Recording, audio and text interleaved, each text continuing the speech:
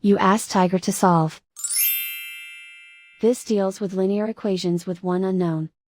The final result is x equals 9. Let's solve it step by step. Move the negative sign from the denominator to the numerator. Group all constants on the right side of the equation. Subtract 11 from both sides. Simplify the arithmetic.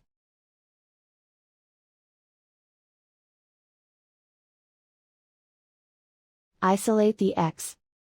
Multiply both sides by 3. Group like terms. Multiply the coefficients. Simplify the arithmetic.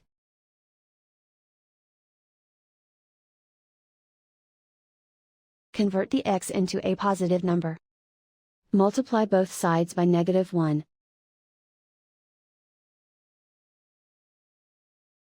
Remove the ones. Simplify the arithmetic. And so the final result is x equals 9.